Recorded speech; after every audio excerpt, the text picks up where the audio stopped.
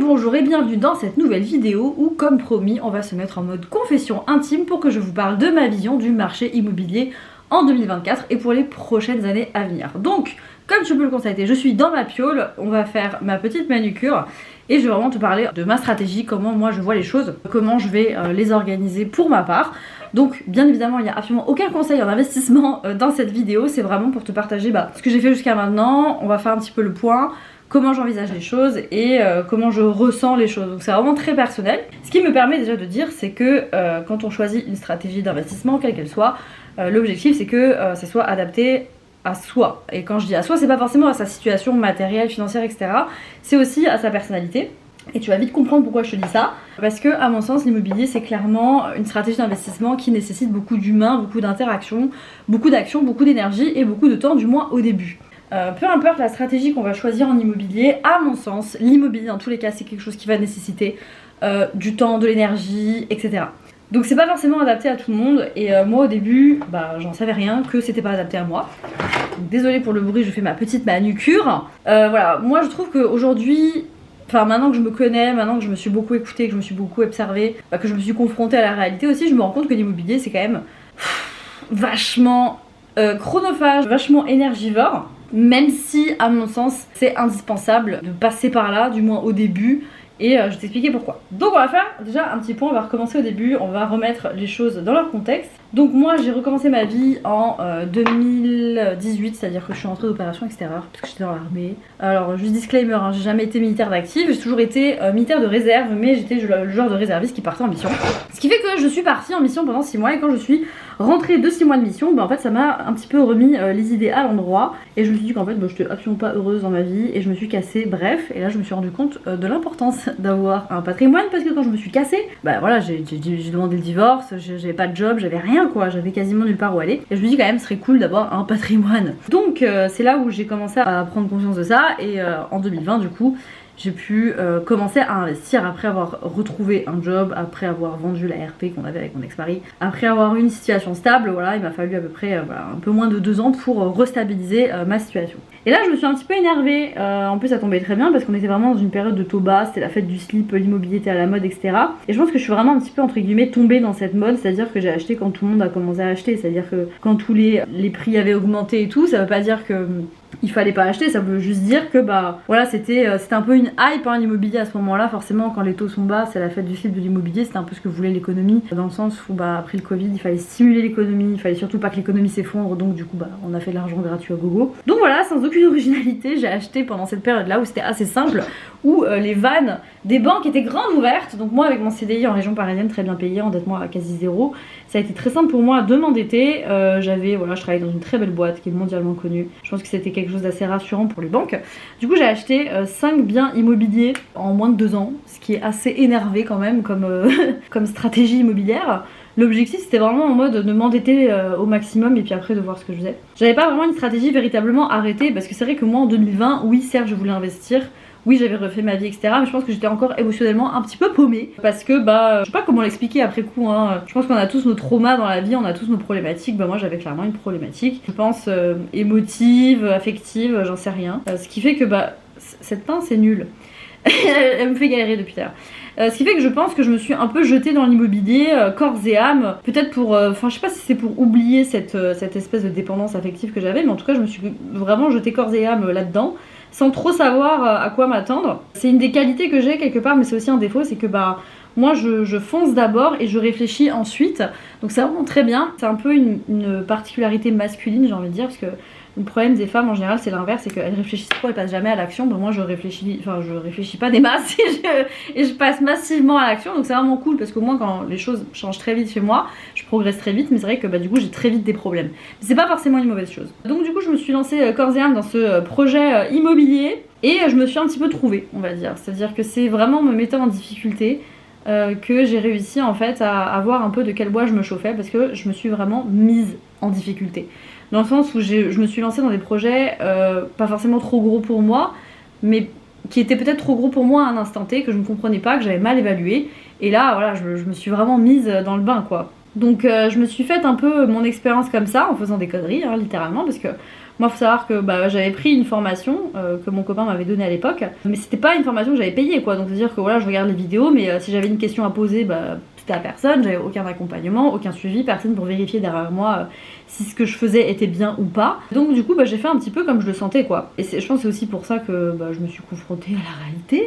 C'est que j'ai eu des difficultés dans lesquelles je me suis mise un petit peu toute seule. Mais bon, ça c'est un peu la vie des gens qui font leur expérience tout seul de leur côté, etc. Donc quand je parle de difficultés, c'est essentiellement dans le monde des travaux. Parce que moi c'est vrai que c'est pas du tout, à la base c'est pas du tout mon domaine. Je pense que ça l'est toujours pas, je pense que j'ai toujours des difficultés dans ce monde-là, même si j'ai énormément progressé. Donc voilà, je me suis confrontée à des difficultés du genre méga surcoût de chantier. Donc j'avais eu une première galère sur mon premier appartement que j'avais acheté, dans lequel il y avait beaucoup de travaux. Il y avait vraiment tout à refaire. Alors que le premier, en fait si vous voulez, j'ai acheté 2 biens en même temps. Il y en avait un, il n'y avait pas beaucoup de travaux, le deuxième il y avait quand même beaucoup de travaux. Et donc du coup déjà là j'ai eu mes premières difficultés. Donc j'avais fait passer plusieurs artisans, des artisans qui venaient, qui m'envoyaient un devis, et puis en fait qui me répondaient plus jamais, ou des artisans qui venaient et qui ne me répondaient plus du tout, qui ne m'envoyaient pas de devis. Un artisan, un maître d'œuvre même, à qui j'avais fait visiter le chantier, qui m'avait fait un devis que j'avais validé, à qui j'ai envoyé un acompte et qui n'a jamais commencé le chantier. Absolument jamais. Et donc du coup, là j'ai eu entre guillemets de la chance dans le sens où il m'a rendu l'intégralité de mon acompte au bout de 3 ou 4 semaines. Je lui ai dit mais vous foutez quoi en fait, vous commencez pas, j'avais même pas de date de début de chantier. Et ils m'ont répondu en mail en disant oui, suite à vos nombreux appels, nous allons vous rendre votre acompte. Ok d'accord. Bref, donc voilà, donc première galère, première confrontation au réel. Mais ma plus grosse galère ça a été mon 3e bien, qui est toujours pas fini aujourd'hui, donc c'est quand même assez lunaire. Ça fait 3 ans d'ailleurs ce mois-ci que je l'ai, et j'en suis à 70 000 € de surcoût. On est sur abandon de chantier sur abandon de chantier. J'ai beau changer d'interlocuteur, passer par des locaux, pas des locaux, des maîtres d'œuvre, constat d'huissier, procédure judiciaire, à chaque fois j'ai une galère. Donc là je me dis je vais faire passer un passeur d'âme ou quelque chose, je vais changer de stratégie parce que c'est vraiment une grosse galère. Sinon tous les autres biens sont finis parce que j'en ai acheté 2 autres derrière, un appartement et un immeuble. Donc il n'y a vraiment que la maison qui continue de me faire galérer. Donc voilà un petit peu où est-ce qu'on en est. Donc dernier achat en date janvier 2022. Là actuellement où je vous parle on est en avril 2024. Donc voilà, tout tourne sauf cette maison. Donc voilà un petit peu le bilan. J'ai vraiment touché à beaucoup de stratégies immobilières dans le domaine de l'habitation, que ce soit la location courte durée meublée, la location longue durée meublée, la moyenne durée meublée, genre la coloc. J'ai touché aussi du coup au déficit foncier avec le nu, parce que la maison, je dois la louer en nu. Donc voilà, j'ai vraiment un peu, on va dire, fait le tour au niveau de l'immobilier d'habitation, parce que voilà, ça fait 5 achats pour 8 lots, parce que voilà, vous pouvez optimiser vos achats quand vous achetez en lot par exemple, en achetant des immeubles. Donc l'immobilier d'habitation, ok, j'ai pas forcément what 1000 lots, mais je pense avoir suffisamment diversifié pour estimer avoir fait le tour. Je sais pas si vous entendez la lime, peut-être que ça fait un petit ASMR. Donc c'est vrai que je pense que déjà l'erreur on va dire que j'ai faite, c'est de m'être un peu entre guillemets précipitée, dans le sens où j'ai acheté beaucoup de biens immobiliers d'un coup en ayant assez peu d'expérience. Donc c'est sûr ça fait les dents, ça forge. Quand on est déter comme moi, on peut aller vite, si bien que je suis allée tellement vite qu'à l'été 2022 je me suis dit en fait voilà, j'ai un patrimoine conséquent aujourd'hui, c'était mon objectif, je me sens rassurée aujourd'hui pour faire autre chose, je quitte mon job et je me casse pour devenir indépendante. Donc oui, c'était une bonne chose dans ce sens là, mais quelque part je me suis dit franchement, si j'avais peut-être pris un petit peu plus mon temps, j'aurais peut-être eu moins de galères. Mais voilà, avec des si on met pari en bouteille. Et c'est ce que je disais à mon coach que j'ai eu tout à l'heure au téléphone. Il y a des erreurs qu'on a besoin de faire, il y a des étapes par lesquelles on a besoin de passer, parce que sinon on n'apprendra jamais. Vous voyez ce que je veux dire? On n'apprendra jamais, on va jamais savoir en fait de quel bois on se chauffe, on va jamais savoir ce qu'on aime ou ce qu'on n'aime pas si on se confronte pas au réel à un moment donné de sa vie quoi. Et quand je disais tout à l'heure à mon coach, voilà, je suis passée par des étapes, je pense que j'ai fait des erreurs, si j'avais anticipé ceci ou cela, j'aurais pas fait ces erreurs là. Il me dit non mais en fait tu sais Tania, ça s'appelle la vie. Et là je fais oui bon effectivement. Mais bon c'est vrai qu'on a vraiment cette culture de l'échec en France où on a tendance vraiment à ressasser les galères qu'on a, les bourdes qu'on a faites, on a tendance à vachement culpabiliser et le monde extérieur nous fait énormément culpabiliser aussi. Alors qu'en fait putain mais c'est la vie quoi, t'es là, tu fais des trucs, t'essayes, tu fais des conneries, ça arrive quoi, c'est la vie. Et en fait le plus important c'est de savoir comment tu vas te sortir de là et comment tu vas garder le moral, sachant que c'est pas toujours évident quand ça fait 3 ans que t'es en chantier. Par exemple moi aujourd'hui je me suis réveillée à 4h15, bon j'ai été réveillée par mon chat mais c'est pas le sujet, mais j'arrivais pas à me rendormir. Pourquoi? Parce que je pense quoi?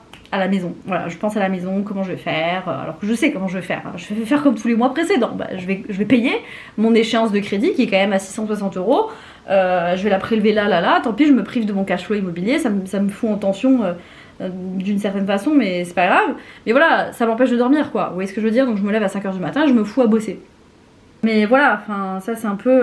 c'est la vie, quoi. C'est la vie, tu fais des erreurs, ce sont des choses qui arrivent. Et effectivement, le plus important, c'est de savoir comment tu vas gérer ces galères. Maintenant qu'on a fait ce gros point de situation, comment je vois les choses à l'avenir, comment je le sens. Donc j'ai pris des petites notes pour pas oublier. Première chose que je note en fait, qui fait que moi aujourd'hui je suis freinée dans l'immobilier, notamment l'immobilier d'habitation, et notamment en nom propre du coup, c'est l'instabilité réglementaire. Alors ça, on le voit avec la location courte durée, bien entendu, ça me semble inévitable qu'on légifère là-dessus, même si je suis pas certaine qu'on légifère dans le bon sens en France, mais ça c'est un autre sujet, j'ai fait une vidéo dédiée sur le sujet sur YouTube, c'est d'ailleurs ma première vidéo.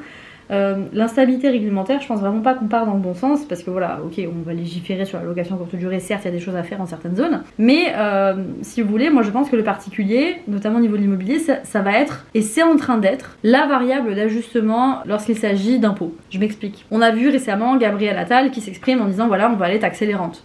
C'est quoi une rente en fait? Absolument personne ne s'est exprimé là-dessus. Au sein du gouvernement, quand il a été interrogé, ils ont juste en fait mis fin aux fake news qui disaient oui, il va taxer le livret A, etc.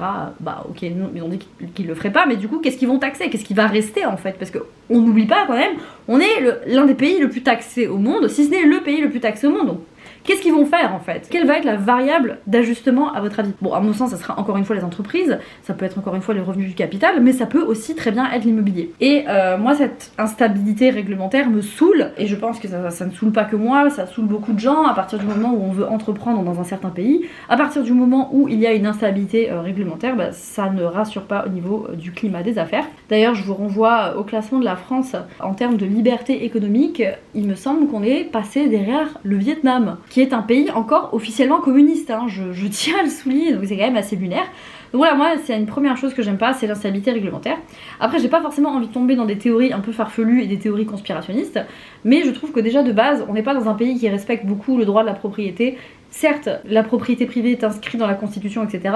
Mais franchement, quand tu vois à quel point on te chie dessus, excusez-moi l'expression, quand tu as des problèmes avec ton locataire, à quel point c'est le sacro-saint locataire, le pauvre locataire, on a toujours en fait une vision très marxiste des choses en France, c'est épuisant quoi. On voit toujours le rapport propriétaire-locataire comme un rapport de force, alors que bon, pas forcément, on n'est pas obligé de le voir comme ça, mais on voit toujours en fait comme le riche propriétaire face au pauvre locataire, alors que bon, excusez-moi du peu, la France c'est quand même un des pays où on peut le plus facilement s'endetter au monde. Je veux dire, oui, même si les statistiques montrent qu'une minorité de propriétaires possède la majorité du foncier en France, on fait pas grand chose pour que ça change quand on voit à quel point on emmerde les petits porteurs. Vous voyez ce que je veux dire? C'est-à-dire qu'on veut, on en dit ouais, de toute façon, la majorité des propriétaires possède, une minorité des propriétaires possède la majorité du foncier. Ouais, mais attends, le petit propriétaire, vous faites rien pour l'aider en fait. Dès qu'il a une galère sur son loyer, dès qu'il a une galère avec son locataire, oh bah il est pas protégé. Donc forcément, c'est le gros porteur qui est privilégié. Donc je trouve ça agaçant en fait, ce climat perpétuel de paradoxe, enfin moi ça me saoule. Donc voilà, instabilité réglementaire, j'ai l'intime conviction qu'on va continuer à taper sur le particulier, et moi ça commence à devenir intolérable à mon sens, et ça devient intolérable, c'est limite militant en fait chez moi, à quel point ça devient intolérable, c'est-à-dire que on se fait vraiment littéralement matraquer, excusez-moi l'expression, pour un niveau de service qui est pété au sol, c'est-à-dire que on va à l'hôpital, on sait jamais comment ça va se passer, on sait jamais dans combien de temps on va sortir, vous voulez un rendez-vous médical, on sait jamais dans combien de temps vous l'aurez, enfin bon, je vous fais pas un dessin, on sait tous dans quelle situation se trouve aujourd'hui la France, que ce soit au niveau de l'éducation, au niveau des services publics, il n'y a pas assez de moyens dans les hôpitaux, il n'y a pas assez de moyens dans la justice. Est-ce que vous avez regardé le budget du ministère de la Justice? C'est lunaire, c'est dérisoire. Donc moi je me dis, où va le pognon en fait? Et ça m'agace en fait de financer une espèce de gabegie financière et de me dire que je vais pas avoir le choix parce que bah voilà, l'immobilier, une fois qu'il est en France, il est en France, hein. On va pas prendre les ailes et se barrer avec son immobilier à l'étranger. Quand on s'expatrie, le bien immobilier il reste, hein. Vous pouvez très bien vous expatrier fiscalement, le bien immobilier il va rester là. Donc ça m'agace, donc j'ai pas forcément envie de m'exposer davantage à ça. Alors certes, une des solutions pourrait être d'investir en société. Toujours est-il que bon, le bien immobilier va quand même rester là, même si la société va offrir, à mon sens, un petit peu plus de stabilité réglementaire. Toujours est-il qu'on a d'autres problèmes qui se créent, vous voyez, quand on s'expatrie et qu'on a une société, par exemple, vous avez investi en SAS ou en SCI à l'IS, etc., il va y avoir ce qu'on appelle la flat tax. La flat tax, ça va vous obliger à garder dans tous les cas une très grosse attache avec la France, à payer un avocat, à faire valoriser votre boîte, etc. Même s'il y a un sursis de flat tax, je trouve ça quand même chiant et c'est quand même un coût hein, de payer un avocat qui va être votre point de contact officiel en France, qui va devoir s'occuper de votre entreprise au niveau de la valorisation, des déclarations, etc. C'est pas négligeable comme coût, hein. Voilà, je saurais pas vous donner un montant, je pense que ça dépend clairement de votre boîte, mais on n'est pas en dessous de 6 000 balles à l'année, minimum quoi. Donc bon, faut l'envisager, parce que si c'est pour foutre mon cash flow dans un avocat, la flemme, vous voyez ce que je veux dire? Je veux pas dire que bon, si ta boîte elle fait 6 000 euros de cash flow avec de l'immobilier, c'est peut-être déjà un peu éclaté, vaut mieux pas faire de SCI. Et encore, ça dépend de ta stratégie. Je me dis bon, si c'est pour foutre la majorité de mon cash flow dans un avocat pendant 3-4 ans, quid? À quoi bon? Vous voyez ce que je veux dire? Je pense que là aussi ça dépend des tailles de patrimoine, ça dépend des stratégies, ça dépend de plein de choses. Donc c'est pour ça que je vous dis c'est très personnel, hein. Là je me confie vraiment entre guillemets à cœur ouvert, si j'ai un cœur. Lol. Pour vous faire part un petit peu de moi, mes préoccupations à titre personnel. Donc voilà, première chose, instabilité réglementaire. La deuxième chose, et non pas des moindres, c'est que je trouve qu'il y a en France un problème avec le secteur du bâtiment. Je sais pas si c'est à cause du fait qu'on a tellement désigné les secteurs, enfin les filières du bâtiment comme des voies de garage, qu'aujourd'hui on se retrouve avec des cassos dans ces boîtes-là, mais je trouve qu'aujourd'hui il y a un énorme problème. Déjà il y a un énorme problème sur le fait que le particulier est très peu mis en garde, il est très peu sensibilisé, il est très peu au fait de ses droits, et il est très peu sensibilisé quoi, il est très peu protégé. C'est-à-dire qu'aujourd'hui si vous avez une galère avec un artisan, ça va prendre une plombe, le mec va se barrer potentiellement avec votre acompte, et ça on le voit très souvent en ce moment, il y a des histoires qui sortent qui sont absolument lunaires.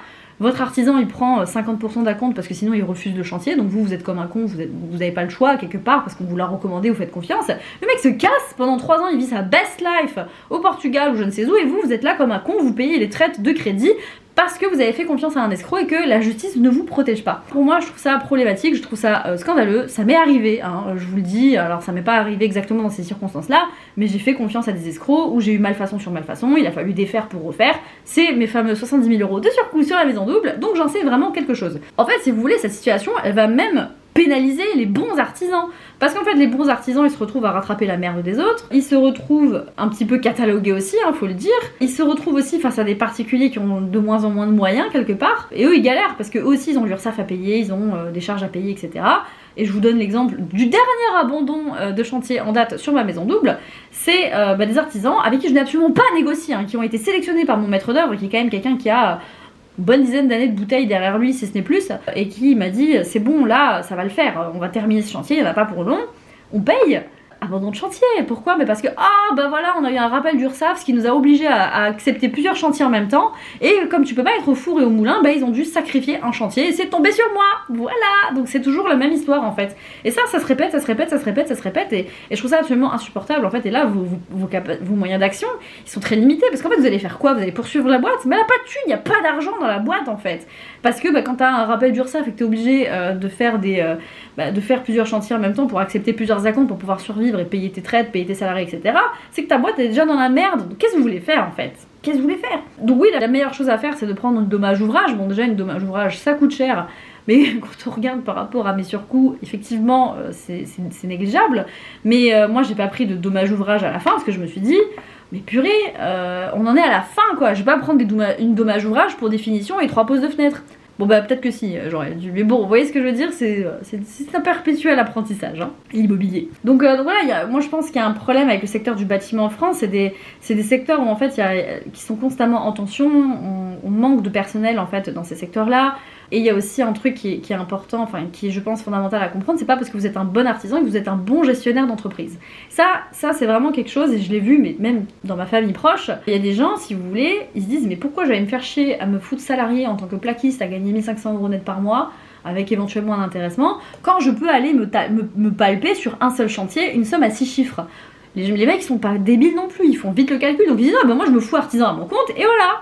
Et là, ils se retrouvent comme des cons avec des rappels URSSAF, des rappels TVA qu'ils n'avaient pas anticipés, parce que c'est pas des gestionnaires d'entreprise. Vous voyez ce que je veux dire? Il n'y a aucune animosité dans ce que je dis, il n'y a aucun jugement, hein. Ça s'apprend de devenir chef d'entreprise. C'est pas facile, il y a beaucoup de choses à anticiper, surtout dans un pays comme la France, où il y a énormément d'administratifs, énormément de paperasse, et là, en fait, ils se retrouvent acculés, en fait, parce que ils n'ont pas appris à être des chefs d'entreprise. Ils ont juste fait un bête calcul comptable en se disant, mais pourquoi je vais me faire chier à être salarié, alors qu'en fait, je pourrais tout simplement être à mon compte, et en fait, ils savent pas être à leur compte. Voilà, c'est compliqué. Là aussi, il y a un problème, c'est qu'on n'accompagne pas assez, je pense, les professionnels du bâtiment en France. Donc voilà par rapport à ce deuxième problème. Bon, j'ai déjà parlé du manque de protection de la propriété, je l'ai un petit peu mis dans le côté instabilité réglementaire. Je pense que le troisième problème, entre guillemets, si on peut appeler ça un problème, c'est le fait que l'immobilier d'habitation, excusez-moi du peu, mais c'est pas passif en fait. C'est pas passif dans le sens où, au début, déjà, c'est jamais passif. Quelle que soit votre stratégie, au début, l'immobilier, ce n'est jamais passif.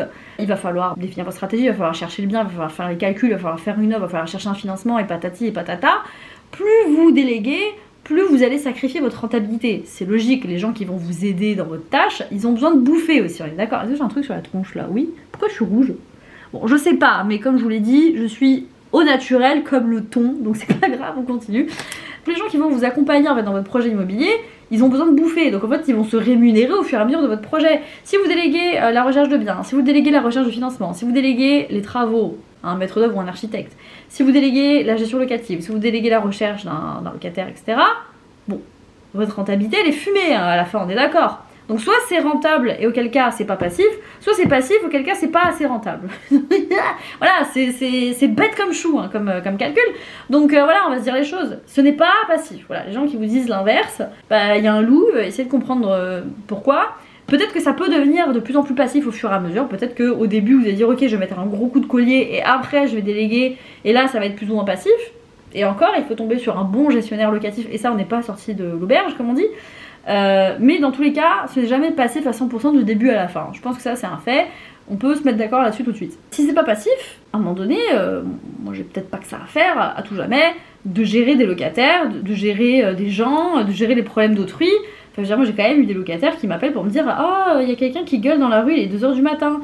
Frérot, tu m'as pris pour la police ou quoi? Appelle les flics. Mais vraiment, enfin je veux dire, et ça c'est juste un exemple. Si je vous fais un florilège des trucs pour lesquels les locataires m'ont appelé, vous vous mettez à pleurer, hein. Donc ouais, il y a du bruit à 2h du matin, qu'est-ce que je fais? Oh, il y a eu une tempête, j'ai cassé la porte, qu'est-ce que je fais? Bah t'as une assurance? Oui, bah appelle ton assurance. Il y a un dégazé des eaux, qu'est-ce que je fais? Bon là je peux être potentiellement impliquée, mais pareil, appelle ton assurance. La chasse d'eau est cassée. Enfin bon voilà. Et ça c'est juste en immobilier d'habitation longue durée. En location courte durée, quand vous avez décidé de ne pas déléguer pour optimiser la rentabilité, je vous dis pas le délire. Là, on est vraiment sur des trucs à la con. Alors là, c'est même plus des voyageurs que vous avez, c'est des enfants en colonie de vacances. C'est-à-dire que vous leur envoyez un message avec le code, ils ne lisent pas le message, donc ils vous disent qu'il n'a pas le code, alors qu'en fait, il a le code. Il vous dit non, mais j'ai pas reçu le message. Vous lui dites si, vous lui envoyez un screenshot du message qu'il a reçu à 8h05, il vous dit ah, mais moi, je vois pas. Bon, voilà, ça c'est la location courte durée typiquement, donc non, c'est pas passif. Et moi, je pense pas que, à tout jamais, jusqu'à la fin de mes jours, j'aurais que ça à faire ou j'aurais envie de faire que ça, de la gestion locative, que ce soit en location courte durée ou en location longue durée. Et là, vous allez dire, mais attends, Tania, mais pourquoi tu le fais? Parce que, voilà, et là on arrive sur une nouvelle partie, parce que, à un moment donné, au début, il faut mettre les mains dans le cambouis. Surtout quand on part de zéro. Alors je sais qu'il y a plein de gens qui se disent peut-être l'inverse, mais moi je suis partie un petit peu de zéro. C'est-à-dire que en 2018, moi je suis sortie d'OPEX, oui j'avais mes diplômes en poche et un peu d'expérience, et puis sinon je suis arrivée vendu cul dans la plaine, comme on dit, à Paris pour chercher un nouveau taf, et j'ai recommencé de zéro quoi. J'ai vendu ma RP, on a fait une moins-value parce qu'on est des bolos, on n'avait jamais fait de l'immobilier, donc on a acheté au prix sans négocier, etc. Bref, donc moi je suis vraiment repartie de zéro. Je suis vraiment très rouge, hein. Je sais pas ce que j'ai sur la tronche, mais c'est bizarre. On est vraiment reparti de zéro, enfin je suis repartie de zéro et donc du coup à un moment donné il faut bien en fait partir sur des stratégies ultra rentables. Et des stratégies ultra rentables, surtout au début, quand t'as pas beaucoup d'apports, que tu repars de zéro, il y en a pas 50 millions non plus quoi. Commencer par du marchand de biens, j'étais complètement immature, inexpérimentée, surtout j'avais pas de capital quoi. Alors oui, on peut commencer en tant que marchand de biens au début, faut faire du réseau, Yaka Faucon, ok, on les connaît les solutions Yaka Faucon de YouTube. À un moment donné, quand tu t'appelles Marie-Clotilde, que t'as comme moi 30 ans que tu débarques, tu fais un peu comme tout le monde, et c'est pas grave, tu commences par l'immobilier d'habitation, tu te fais les dents là-dessus, et c'est des stratégies qui sont malgré tout rentables. Enfin excusez-moi, mais quand la maison de double sera terminée, en principe, je serai aux alentours de 1500 € de cash flow, 2000 € si tout va bien. Tous mes biens confondus, hein, pas juste la maison. Hein. Une fois que tous mes biens seront loués, j'ai estimé à l'époque que ça allait me faire entre 1500 € et 2000 € de cash flow net. C'était sans compter l'augmentation du prix de l'électricité, mais bref, je reviendrai sur ce sujet-là également. Mais en gros, voilà, je devrais être aux alentours de 1500 € de cash flow. Allez, on va donner une fourchette basse. C'est pas dégueulasse quand même, 1500 € de cash flow. Enfin, je veux dire, c'est quand même plutôt cool. On est loin de dire que c'est suffisant pour pouvoir vivre de ses biens, etc. Et je pense que c'est pas du tout une bonne idée de faire ça. J'y reviens dans 5 minutes, mais c'est pas suffisant, on est d'accord. Et surtout, c'est dangereux. Pourquoi c'est dangereux ? Parce que si vous bouffez votre cash flow, si vous vivez sur votre cash flow, elle est où votre épargne de sécurité? Ok, peut-être que vous vous êtes constitué votre épargne de sécurité avant, c'est bien. Mais si pendant votre exploitation immobilière, vous devez consommer votre épargne de sécurité, vous faites quoi? Comment vous reconstituez en fait votre épargne de sécurité si vous bouffez votre cash flow? Il faut vraiment faire soit beaucoup de cash flow, Et là, bah, il faut enchaîner les stratégies, il faut enchaîner les achats, etc. Et bon, bah, ça prend du temps. Mais c'est dangereux, en fait, de tout de suite vivre sur son cash flow. C'est pour ça, moi, dans tous les cas, ma stratégie, c'était de me constituer un patrimoine pour assurer ma sécurité financière, comme je le dis. Et ensuite, pouvoir me dire, ok, aujourd'hui, je suis rassurée, je peux passer à autre chose et être indépendante, par exemple. Moi, c'était complètement la logique. Mais je trouve que c'est vraiment dangereux de vivre sur son cash flow. Donc ça veut dire quoi? C'est-à-dire que l'immobilier d'habitation, c'est bien au début pour pouvoir se mettre un petit coup de fouet, se faire les dents, mettre les mains dans le cambouis, etc. Puis après, à moins que vous vouliez vous créer un deuxième métier, je pense qu'il faut passer quand même à d'autres types de stratégies. Je pense que c'est là qu'il faut vraiment se poser la question. Est-ce que je veux être gestionnaire locatif professionnel et faire de l'immobilier d'habitation, que ce soit location courte durée ou longue durée, soit je deviens un vrai professionnel. Alors on peut se professionnaliser en longue durée, j'entends, mais soit je deviens un professionnel dans d'autres types de stratégies, type immobilier commercial ou marchand de biens. Et ça, c'est vraiment la réflexion que j'ai eue récemment. Je me suis dit, ok, je repars en 2024, nouvelle acquisition. Bon, j'ai encore eu un abandon de chantier sur la maison double, donc ça retarde le projet, parce que je ne veux pas me lancer dans une nouvelle acquisition tant que la maison double n'est pas louée. Question de sécurité personnelle et aussi question de crédibilité auprès des banques. Voilà, je me dis, en fait, flemme de refaire de l'immobilier d'habitation. Même si j'ai des associés qui sont prêts à s'engager avec moi, c'est des associés qui sont débutants, qui savent pas encore ce que c'est de gérer des locataires à la con, de gérer tous les problèmes qu'il y a, etc. Et puis flemme pour tous les éléments que je viens de vous dire en fait. Instabilité réglementaire, manque de respect de la propriété, problème avec le secteur du bâtiment, flemme en fait, flemme par rapport à tout ça. Ok, c'est pour ça que je me suis dit en fait 2024, si je repars sur un truc, c'est plutôt soit sur de l'immobilier commercial, donc une stratégie qui est beaucoup plus passive, soit sur du marchand de biens, où là on est vraiment sur du flip, c'est-à-dire qu'on va s'exposer à l'immobilier mais sur du très court terme. Et vraiment honnêtement, je pense que je suis de plus en plus alignée avec cette stratégie-là. Je suis plus en accord spirituellement, physiquement, politiquement, ce que vous voulez. Je suis plus alignée avec cette stratégie-là. Et je pense que c'est vers ça que je vais m'orienter, vers du marchand de biens. Le problème, c'est que pour faire du marchand de biens, il faut de l'oseille dans un premier temps. Soit il faut de l'oseille, soit il faut être finançable. Dans tous les cas, il faut les deux. Parce que déjà, les banques qui financent les marchands de biens, il n'y en a pas des masses. Et de deux, elles financent une partie seulement de votre acquisition. Et donc du coup, ça veut dire qu'il va falloir faire un apport qui est quand même assez conséquent.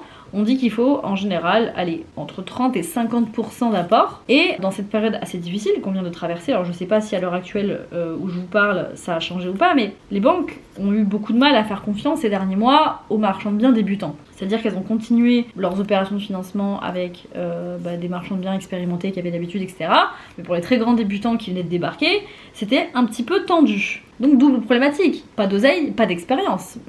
Et oui, donc du coup on fait comment? Eh bien je me suis lancée dans un truc avec mon mec. Je veux pas vous en parler encore tout de suite parce que je ne veux pas faire la pub d'un truc que je n'ai pas encore testé, approuvé, etc. Mais en gros c'est un système qui est assez, on va dire, novateur, où en fait vous vous mettez en groupe, quelqu'un finance avec vous. Alors c'est une sorte d'association bien sûr, et en gros vous dénichez les projets, puisque comme vous êtes débutant, quand on n'a pas d'argent on a des jambes. Remake de quand on n'a pas de tête on a des jambes. Quand on n'a pas d'argent on a des jambes, et on va aller dénicher les projets, on va aller faire tous les calculs, on va faire les offres, etc. On va s'assurer que ça remplit bien le cahier des charges qu'on s'est fixé, et le mec qui finance avec nous en fait arrive vraiment au final pour arriver pour valider le projet et pour apporter le cash. Donc c'est plutôt pas mal. Une fois que j'aurai un petit peu plus validé ce truc, je vous en parlerai, mais je trouve que c'est plutôt pas mal, ça règle le problème de j'ai pas d'oseille et j'ai pas d'expérience. Vous voyez ce que je veux dire? Parce que c'est quand même un petit peu la problématique en marchand de biens. En immobilier commercial, c'est simple, je me suis déjà formée, il faut juste que je me repasse cette formation interminable que j'ai achetée, qui est très bien d'ailleurs, pour pouvoir en fait me remettre dans le bain. Mais dans tous les cas, sur les sujets en lien avec l'acquisition en nom propre en société, dans tous les cas, il va falloir que je loue ma maison, donc c'est en stand-by au niveau d'un nouveau projet locatif en immo commercial. Donc, vous avez compris que mon focus des prochaines semaines / des prochains mois, ça va être le marchand de biens. Donc voilà, je vais switcher vers ces stratégies-là, qui sont vraiment très différentes, très différentes de l'immobilier d'habitation. C'est vraiment un autre monde, le marchand de biens. Et en toute sincérité, quand j'ai commencé à mettre mon nez dedans, par l'intermédiaire de mon mec en fait, qui est en train de, qui s'est formé pour être marchand de biens et qui est en cours aussi de reconversion pour être agent immobilier, je peux vous dire qu'en fait c'est vraiment un autre monde, hein. Et nous les investisseurs immobiliers, on est un peu loin aussi dans la chaîne alimentaire, parce que si vous voulez, moi dans la chaîne alimentaire du bien immobilier, en premier on va avoir le vendeur, donc le vendeur particulier aka le off-market. Je peux vous assurer que les premiers sur le marché du off-market, c'est pas les investisseurs immobiliers qui traînent sur le bon coin, hein. En général, un bien qui est sur internet, c'est un bien qui est déjà passé en principe par plusieurs potentiels acheteurs off-market, et s'ils se retrouvent sur le bon coin sur internet, c'est que personne n'en a voulu. Donc on est vraiment loin dans la chaîne alimentaire, c'est pour ça que c'est si difficile aussi aujourd'hui d'avoir des bonnes affaires, surtout dans ce marché un petit peu compliqué, enfin quoique là maintenant ça s'arrange, parce que voilà, les prix ont baissé, les taux ont augmenté, donc forcément les touristes se font complètement dégager, il reste qui? Il reste les professionnels, les audacieux. Donc en ce moment ça va beaucoup mieux, mais pendant un certain temps, je peux vous dire que c'était extrêmement compliqué de trouver des bonnes affaires en ligne, hein, parce que avec la mode des formations en immobilier, etc., les gens étaient de plus en plus formés, étaient de plus en plus éduqués, donc forcément les gens ils savaient mieux calculer une rentabilité, les bonnes affaires ne restaient tout simplement pas en ligne, elles n'apparaissaient tout simplement pas en ligne. Aujourd'hui, ça commence peut-être un petit peu à revenir, mais toujours est-il qu'on a toujours ce marché off-market qui est très dynamique, quoi. Donc ça, j'ai pu m'en rendre compte de la puissance du truc, c'est que vraiment, il y a des choses qui circulent dans des listes mail, dans des groupes WhatsApp, les meilleures affaires ne sont jamais publiées en ligne, quoi. Donc ça, je le savais, mais quand on met son nez dedans et qu'on le voit de ses propres yeux, tu te dis waouh, en fait, qu'est-ce que je fous là, en fait? Pourquoi j'achète des biens immobiliers, moi? Pourquoi j'achète des biens immobiliers pour les garder 7 ans, pour me faire chier avec des locataires, les récupérer éclatés? Alors bon, c'est un peu caricatural ce que je dis, bien sûr, mais il faut bien commencer quelque part, et puis il y a des façons de se prémunir, bien entendu, mais je veux dire, à un moment donné, moi je suis pas venue ici pour souffrir, hein. Je suis là pour faire le maximum de cash, en me faisant le moins chier possible. On va se dire les choses, hein. Moi je suis pas là pour faire du bénévolat, hein. Donc voilà, l'immobilier d'habitation c'est génial, surtout au début, pendant les premières années de sa carrière d'investisseur, pour mettre un gros coup de boost, pour faire du cash, etc. Mais je pense qu'à un moment donné, bah c'est bien d'upgrader si on en a envie. Il y a des gens après ils sont passionnés par l'hébergement, par l'hôtellerie, par la location courte durée, ça les éclate. Mais c'est génial, franchement tant mieux, tu vois. Moi je vais continuer à en faire de la location courte durée pendant des années encore, je pense. Parce que je pense aussi qu'il faut prendre du recul sur un certain timing. Les gens qui vous vendent, oui, soit rentier de l'immobilier en 6 mois, ouais, c'est ça, oui, mon cul c'est du poulet. Je pense qu'en fait, une carrière d'investisseur, il faut l'envisager sur plusieurs années. Il faut pas vouloir brûler les étapes non plus. Et c'est ok, tu vois, c'est ok de se dire, bah voilà, moi je commence à vraiment zéro en bas de l'échelle, je veux aller loin, et ben il va falloir quand même un certain nombre de temps, il va falloir certaines stratégies, et puis c'est ok, hein. À un moment donné, la vie sur les réseaux sociaux et la vie dans la réalité, c'est pas la même chose, vous voyez ce que je veux dire? Voilà, tout ça pour conclure que l'immobilier d'habitation, je crache pas dessus, c'est très bien au début pour se lancer, pour aller sur des stratégies explosives et un petit peu rentables, un petit peu plus rentables, comme la location courte durée par exemple, les biens typiques, ce genre de choses, top. Et après, ben, se poser vraiment la question, ok, voilà, j'ai réussi à faire du cash, est-ce que c'est quelque chose qui me correspond? Auquel cas, si c'est oui, je continue, si c'est non comme moi, et ben on va arrêter de se tamponner le cul avec des saucisses molles, comme on dit à l'armée. Je pense que cette vidéo YouTube ne sera jamais éligible à la monétisation, vu que je dis un peu trop de gros mots, d'ailleurs je suis navrée, je parle un petit peu comme un charretier, mais on conviendra que ces expressions sont quand même assez incroyables. Je suis très contente de les avoir gardées de l'armée en tout cas, j'espère qu'elles vous feront bien rire. Donc voilà, pour conclure, bon je l'ai déjà dit, immobilier d'habitation c'est cool, je tape pas dessus, mais à un moment donné il faut vraiment se poser la question, est-ce que vous faites les choses par mode, pour suivre une mode, ou est-ce que vous faites vraiment les choses parce que vous les aimez? Donc oui, il faut diversifier sa stratégie, on se lance dans l'immobilier d'habitation c'est cool, mais vraiment posez-vous la question, est-ce que c'est quelque chose que j'aime, est-ce que c'est quelque chose que je me vois faire pendant encore des années parce que j'aime fondamentalement ça, ou non, je l'ai fait pour avoir du patrimoine, diversifier ma stratégie, faire du cash, et à un moment donné j'ai envie de passer aux choses sérieuses, à savoir les choses que j'aime vraiment profondément. Ce qui n'empêche pas, comme je vous l'ai dit, de commencer par des choses que vous aimez profondément, mais là encore je pense que ça demande un niveau de maturité qu'on n'a pas forcément au début.